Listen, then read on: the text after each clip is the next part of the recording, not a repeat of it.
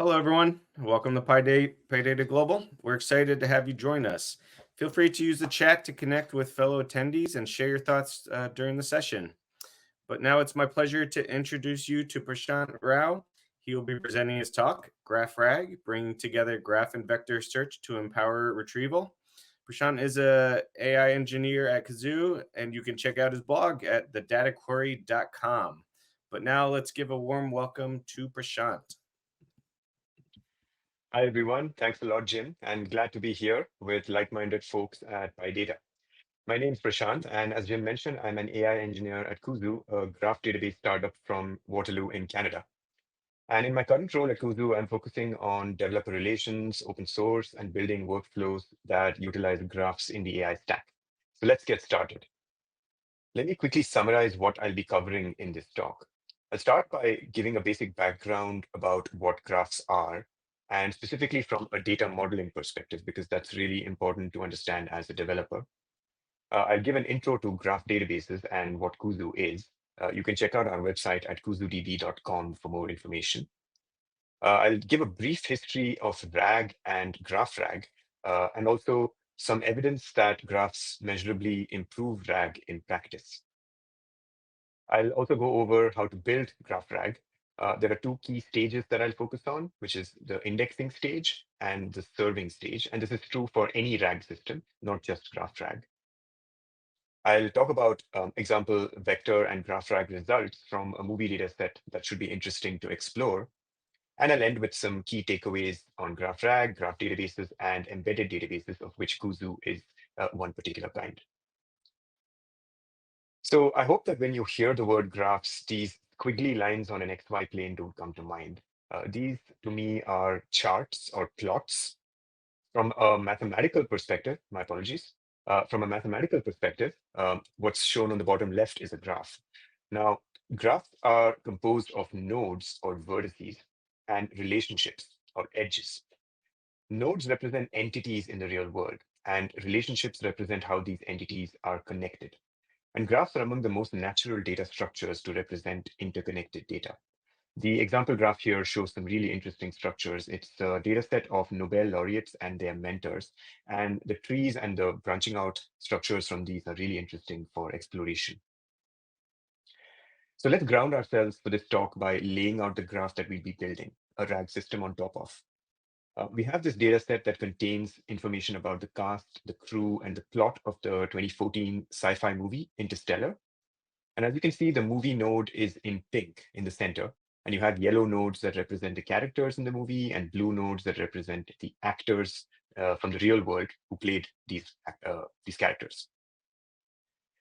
As developers, we want to think of a graph in terms of data modeling. Let's consider the example of the actor Jessica Chastain, who played the role of Murphy Cooper in the movie Interstellar.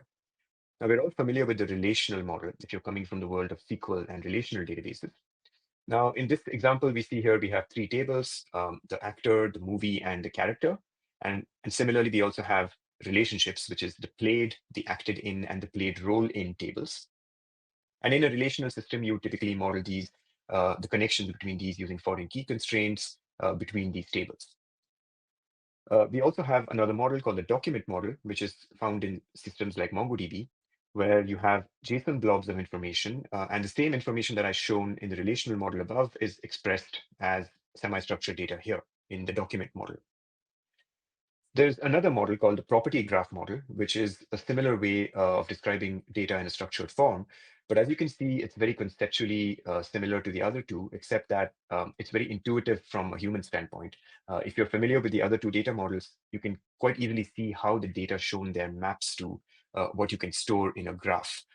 The term property in property graph refers to the fact that you have key value pairs, in this case, the ID and the name of the actor, for example, that represent attributes on those entities. So in general, this is a very intuitive way to think about connected data. I'll give a very quick high-level overview of graph database management systems. There are three main components to any database system. The first one we just spoke about is the data model. And in a graph database system, the most popular data model used is called labeled property graph, or LPG for short. Every graph database management system has a high-level query language, and most popular database management systems implement a language called Cypher, which is an example shown here, where we're asking the question, give me the names of the movies that the actor Jessica Chastain acted in, and we get the answer here from our graph as the movie Interstellar. And it's important to note that from a system level perspective, the idea of graph databases involve specific graph storage structures, indices, and operators. Some operators like shortest paths are very specific to graph database systems that are not typically present in other databases. Now, if you've worked with other graph databases, you've likely heard of LPG, or the labeled property graph model. Kùzu defines a variant of this model, which we call the structured property graph model. It, at its core, it consists of nodes and relationships as tables.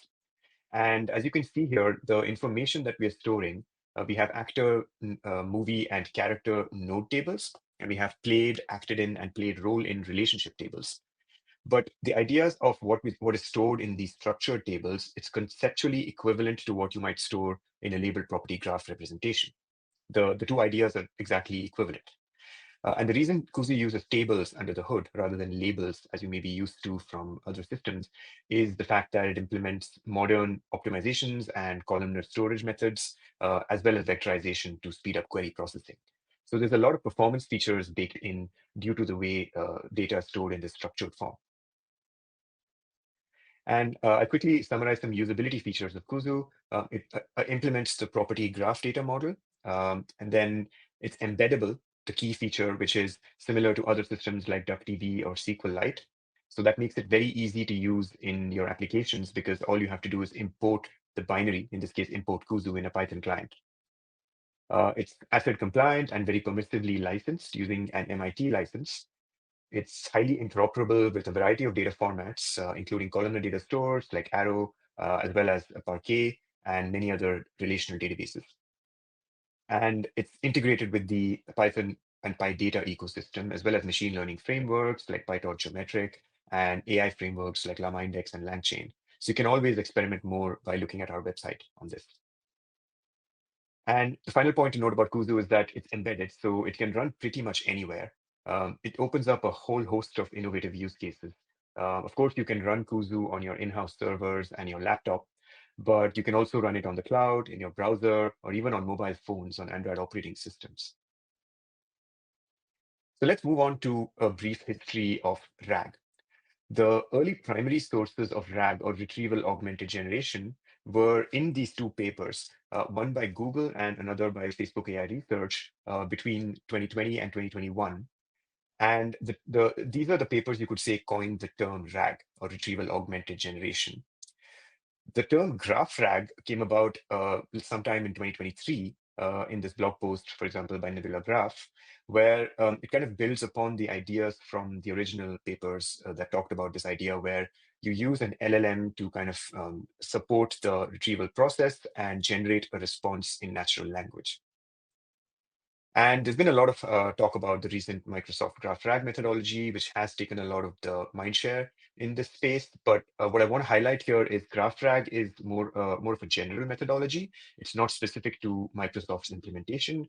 And in the talk that I'm going to give now, which is the demo that I'll show, we are using a different implementation, not the one that you may have seen in the Microsoft blog posts. So let's take a step back and ask the question, what does it mean to do question answering via LLMs? In normal cases, you have something like a UI like ChatGPT, where you chat with an LLM and a user sends a query in natural language. The LLM processes that query and responds also in natural language. Now, the immediate problem with this sort of an approach is you cannot easily retrieve from your private enterprise data. And this becomes a retrieval problem. It's an age-old problem that's pre-existed RAG. It's been around for ages. So how do we use LLMs in conjunction with our private enterprise data? So that brings us to the idea of RAG. And the methodology behind it is quite simple at its core. You basically have a lower level, which is all the private enterprise data that is proprietary to your organization. This could be structured or unstructured data, depending on the sources that they come from. And you build an application layer on top, which we term RAG. And now the RAG layer, or the application layer, orchestrates how the user sends a query in natural language, what is retrieved from this structured or unstructured sources of data, and then how that response is formulated in natural language, where an LLM is in the loop at various stages of the pipeline. So it's basically an application innovation that's come about in a way that allows us to retrieve information from our private data. And if you work with RAG, you're likely familiar with traditional vector-based RAG, which is you have unstructured documents, and you would typically do something like chunking, which is a way of breaking up the documents into smaller pieces, and then apply an embedding model that essentially transforms the text of these chunks into vector representations, typically fixed dimensions of 1,000 dimensions or more. And the RAG layer on top of this essentially aligns or finds the similarity score between the user query embedding and the data embedding in the vector database. So vector databases are pretty much the common store for these kinds of applications, where you essentially retrieve the top k number of documents that are most similar to the user query, and the context from this, or the response from this, is used by the LLM to prompt to generate a response in natural language. Now, the problem with traditional vector RAG, the first one that I'll highlight, is that it does not model explicit relationships. And let me elaborate a bit more on this. When you have unstructured text, like documents or paragraphs and so on, these may contain interconnected entities. And as we know, embeddings capture relationships very implicitly. So as an example, in our movie data set, if you have terms like co-wrote or co-produced, these essentially mean the same thing semantically as wrote or produced. But depending on the embedding model that you use, the meaning of these terms may or may not be treated as equal in the embedding space. So you're kind of relying on the embedding model having equated these things as identical, even when the question may not have used these terms exactly. The other problem with traditional vector-based RAG is that the text itself may have missing information.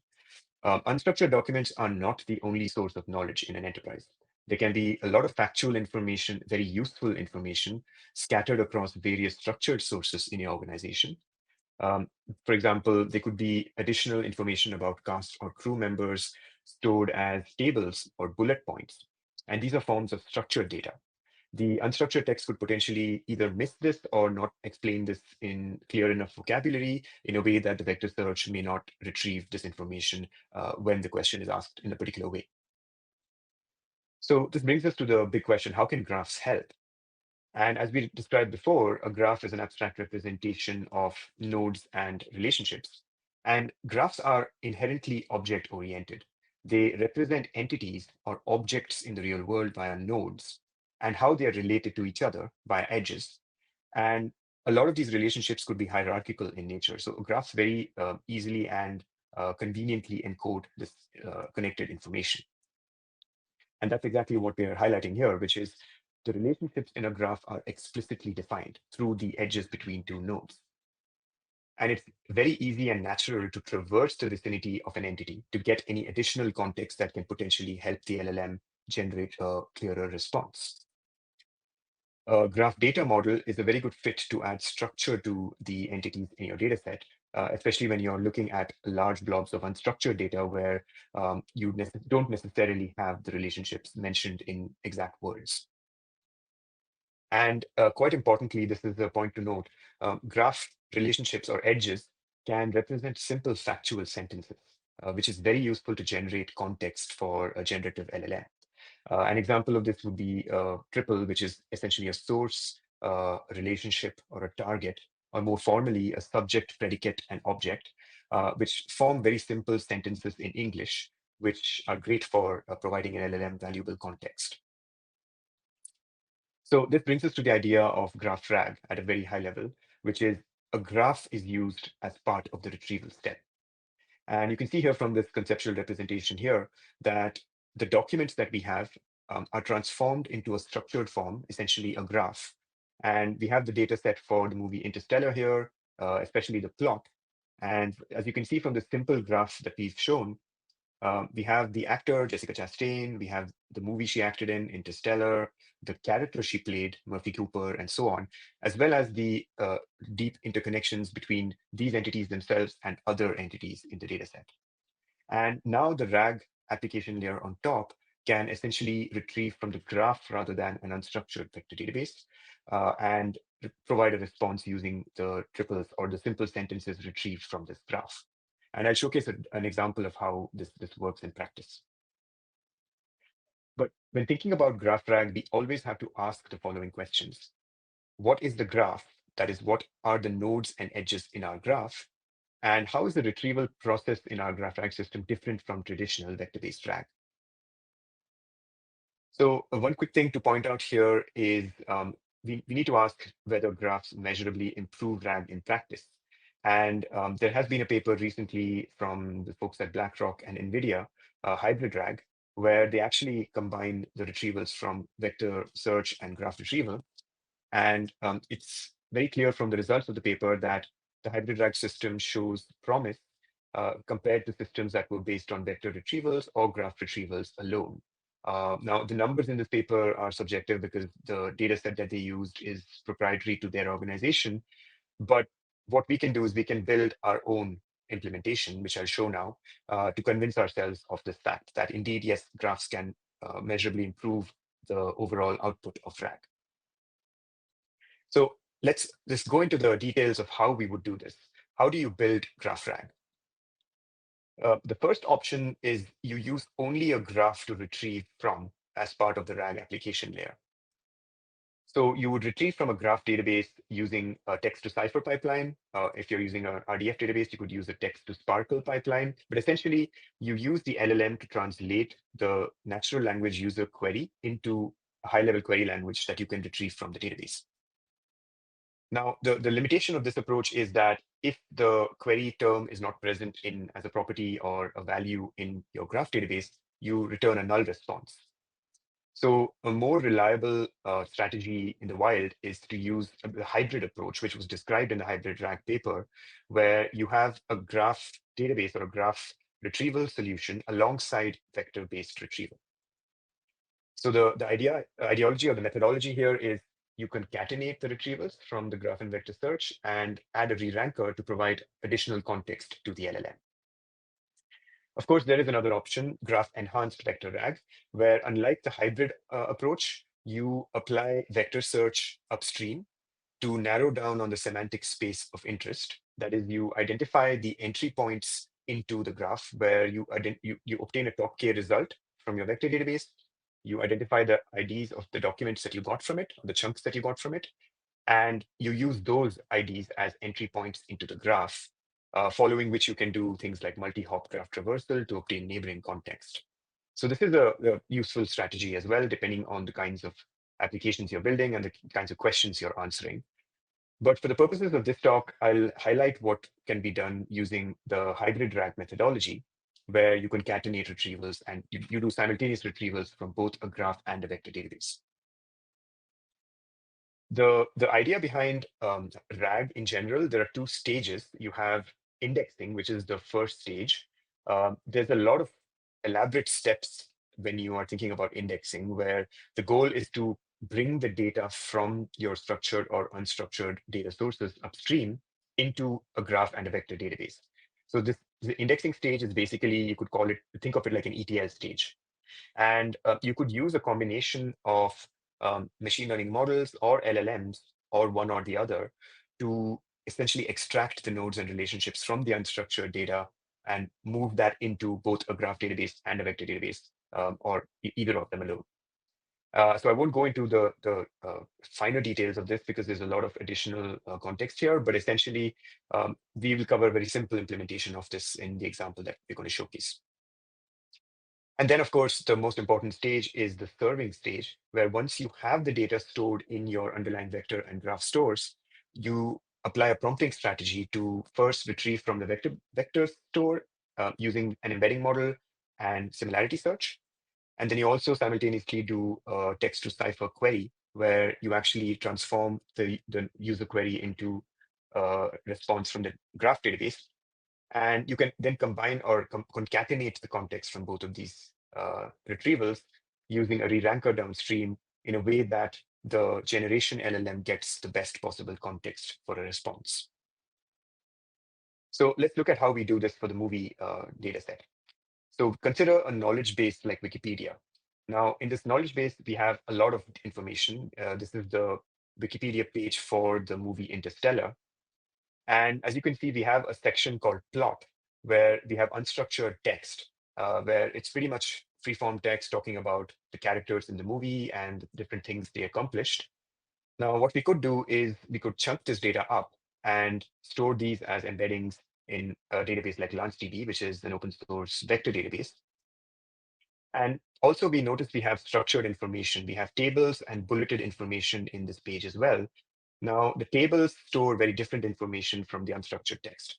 They are essentially storing information about the cast and crew, which are real world people, not just fictional characters. So you have a different set of data being covered in the structured sources here. And what we could do is we could reformat and structure this in a way that we can store in a graph database like Kùzu. So essentially what we've done is we've taken a amorphous blob of text that is in a Wikipedia page and turned this into a structured representation, at least a part of it into a structured representation that we can now use to query very intelligently. And I'll demonstrate an example of this. So and here's a walkthrough of a question that we could ask. We can ask this question, what is Joseph Cooper's character known for in Interstellar, and which actor played him? So there's a lot of information embedded in this question. We have a character's name, we have the movie name, and we're asking which actor played this character. So the top half of this shows how you would do this using vector retrieval. So you would transform this query into an embedding using an embedding model, and then do a similarity search to find the closest vectors in your database. In this case, we have chunks that talk about the character Joseph Cooper. One problem you'll notice here is in the second chunk, we have the name just Cooper mentioned. We just have the last name, but not the full name. So in cases like this, your LLM does not necessarily have that context. It does not necessarily know that Cooper refers to the character Joseph Cooper. So what we could do to enhance this process is we could have a text-to-cipher pipeline running alongside this vector retrieval, where we transform this query that we asked in English into a cipher query, which example is shown here. And now we have a retrieval from the graph where we can actually retrieve information for the character Joseph Cooper, who was played by the actor Matthew McConaughey, and he played a role in this movie Interstellar. So what we also have here is the character has a description field associated with him. So in this case, we stored the fact that Joseph Cooper is a widower and he basically joins the endurance mission, et cetera, et cetera. And each of these essentially represents a simple sentence in English. As you can see from those triples shown on the right, Joseph Cooper has description, Matthew McConaughey acted in Interstellar, and so on. So what we're doing essentially here is now we have additional valuable context retrieved from the graph that we can now concatenate with our vector retrieval. And we obtain a much more factually correct response, which is we use the information from the graph as well as the vector store, whatever provided valuable context. The LLM can reason about both of these, and it formulates a response that either contains information from both or one, depending on which had a larger amount of context. So let's recall our graph and the schema. On the left, we have the schema, which is the data model that we are capturing. We have directors, movies, actors, characters, and writers as the nodes that we model and the relationships between them. And on the right, we have the actual graph. The Interstellar movie node is the pink node in the middle, and we have other peripheral nodes that represent the actors and the characters and so on. So how are we doing this? How exactly is the retrieval happening? Essentially, I'm using a framework called L, which is a very simple language model prompting framework. And in this first stage of the prompt, I show how I'm prompting the LLM to generate cipher from the underlying query. So the syntax is quite simple. We essentially define a system prompt here in the docstring of this function. Here, I've just used the GPT-4o mini LLM with a temperature setting of 0.1, so a very low temperature. And essentially, I have the system level prompt here in the top part of this function, the docstring, where in the second portion here, in the body of the function, I specify the schema of my graph in textual form. So it's a string representation of what nodes and relationships exist in my graph. And then I ask the model in the user prompt here to construct a cipher query in the Kùzu dialect of cipher, et cetera, et cetera. So the idea here is the LLM is intelligently constructing the cipher query and a syntactically correct query because it has knowledge of the schema in addition to the user query that it was provided. And similarly, there's a downstream stage where we do the retriever prompt. So it's very similar to the previous case, which is I use, again, L for this, which is I have a system prompt.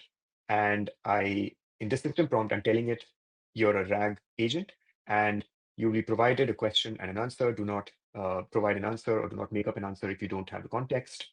So the idea here is it uses the cipher generated from the previous prompt, retrieves from the graph database, passes that context to this user prompt, which then generates a response from the context.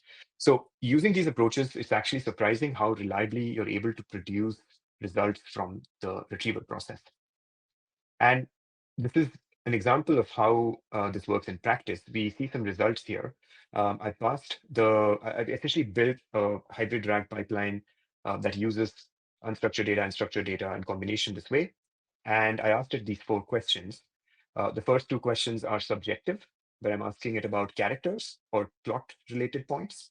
The second 2 questions are more factual or extractive, where I'm asking it about relationships between characters and so on. And as you can imagine, there are certain cases, like subjective cases, where the vector-based RAG will provide a better answer because the vector store has that information and it's explained in a very abstract way. Whereas in other cases, the graph retrieval produces a better result because the explicit relationships are encoded in the graph, but not in the vector store. And this is essentially what we are doing in hybrid RAG. We are concatenating these results and using a re-ranker. I'm using the cohere re-ranker in this case. And the final output now is essentially the LLM gets context from both these retrievals. In the case where the graph RAG did not return a result, the LLM just used the vector retriever and vice versa to generate the response. And on average, I'm seeing across a variety of data sets that the combination of these 2 methods yields very good results. So neither method is inherently better or worse than the other. On average, combining them is actually very sound in its principle. So I'll quickly wrap up with some takeaways.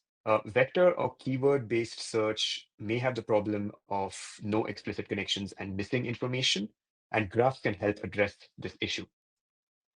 And graphs can also help conveniently store structured information to augment any existing solutions that do not exist in your vector store. And hybrid RAG is a promising technique, I think, that is not talked about enough. So I hope this demo gave some ideas for you to experiment with this on your own data sets. And yeah, you can always look at RAG in 2 stages, indexing and serving, where you actually divide up your LLM workflows into either of these 2 stages and fine-tune each stage independently. And the choice of databases plays a very important role. I've talked about KùzuDB here. I've used LanceDB for the vector store. There's also DuckDB, which is a relational data store. All of these are embedded databases that are highly scalable and permissively licensed. So highly encourage checking out these solutions. And yeah, I think I want to end by saying this is some additional information. I see a question here about pointing to a notebook to implement hybrid RAG. So yeah, I recommend checking out this repo, KùzuDB /graphrag on GitHub. And I think essentially this is a starting point, but I'd be happy to go deeper with anyone who's interested to talk about this further. And please join our Discord if you want to chat more about GraphRag or graph databases in general. Thank you for the time, and yeah, looking forward to chat more. Thanks, Prashanth. And yeah, speaking of Discord, I would invite everyone to continue this conversation on the PyData Global Discord as well, which is linked from the reception area of the event. So I want to thank you for presenting. We are unfortunately at time, so I think we should wrap up. But thank you for joining and thank you for presenting. And please, yeah, give our thanks, and we'll see you at the next session. Thank you. Thank you.